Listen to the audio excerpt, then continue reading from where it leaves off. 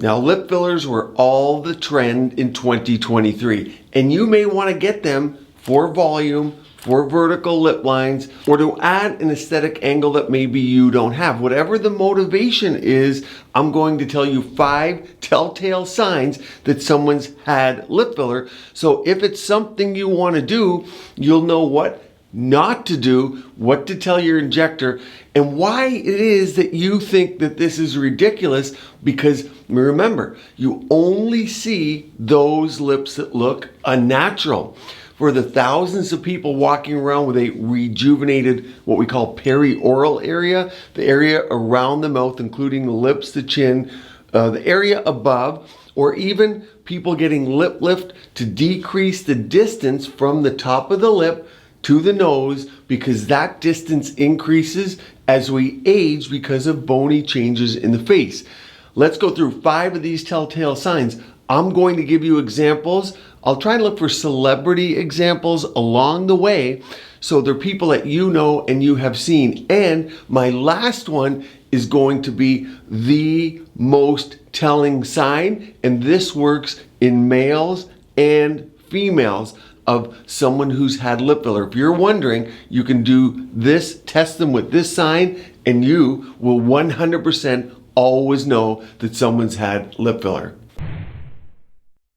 Number 5 is the duck lip. Now, aesthetic injectors have been guilty forever of creating animals from humans. What do I mean? Cat cheeks, the trout pout, the duck lip, all animal resemblances. I don't know why, but I've been injecting for 25 years now, and when we used collagen in the vermilion border, that's where the pink meets the white of the lip, it was soft. It wasn't a problem. It didn't give that unusual look, but we really stopped using collagen around 2003, 2004 when hyaluronic acid came out. And therein lies the problem. They're 2 different products, but everyone wants the border filled, and lip filler is expensive. So it doesn't take a lot to fill the border.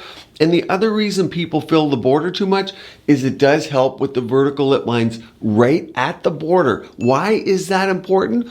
Because lipstick, what do you guys call it? When right at that border, it runs in those cracks. There's a name you guys call it. And they come in bleeding. My patients come in, I'm bleeding lipstick. And I'm always like, what are you talking about? I don't obviously put lipstick on. I see it now that they show me. So when you put it at the vermilion border, you no longer bleed lipstick.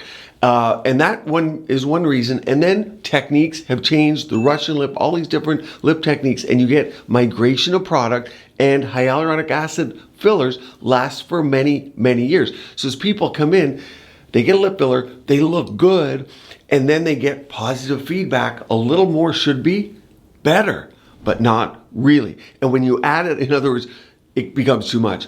And then you add that up over the years, and what you find is it's filler on top of old filler, on top of migration filler, and then all of a sudden the whole mouth is projecting forward. And add one terrible thing to that. That's loss of the maxillary bone loss. So now people are 40, 45, 50. You lose bone, that retracts. You get lengthening of the ergotrid, or the distance from the nose to the top of the lip. And now you get migration. A bad combination.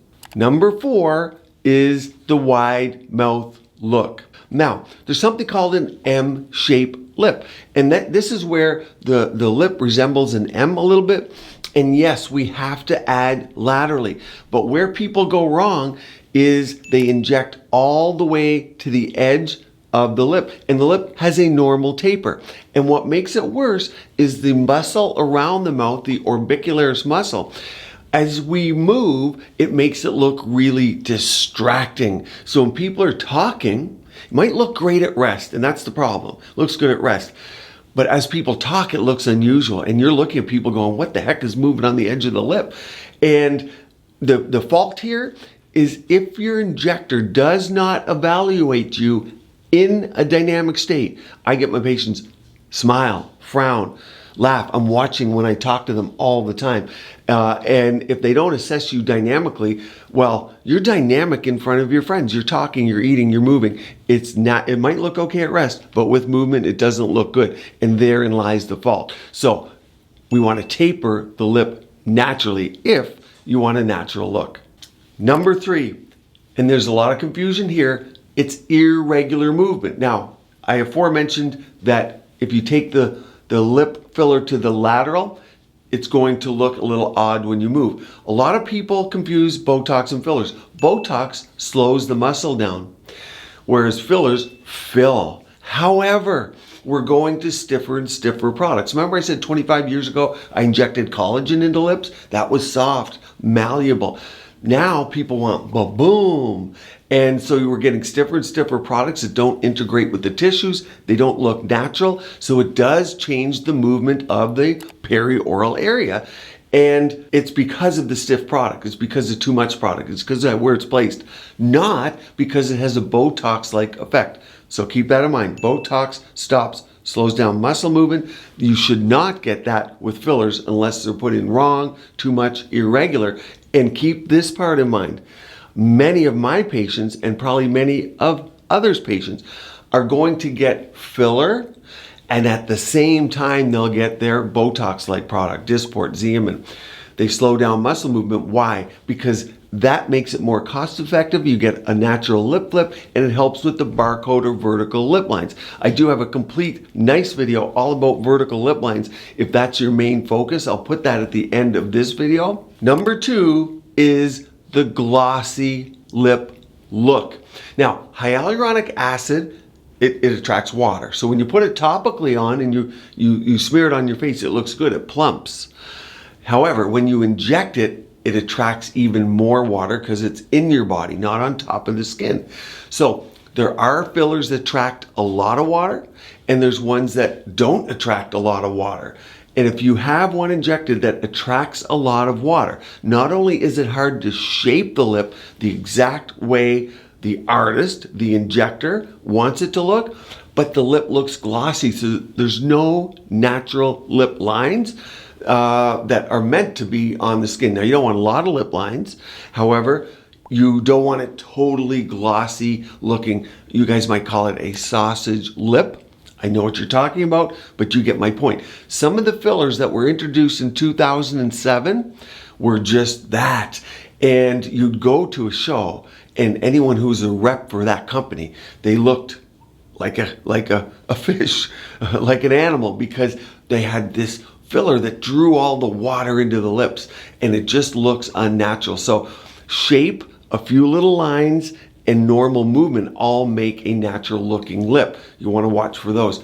Number 1. Now, this is just a rule of thumb, and if I'm looking at a picture, a lot of times you guys send me celebrity photos and I'm looking at the lips. Lips do not increase in size over time. So if you look at a picture of me from, let's go 10 or 15 years ago, and I didn't have much lip. And then today, I have more lip. And you can look at a picture. You can go on YouTube and you can look. Celebrities are the same. You can go back and look at their pictures. And then look today. If my lip grew, well, that's not possible.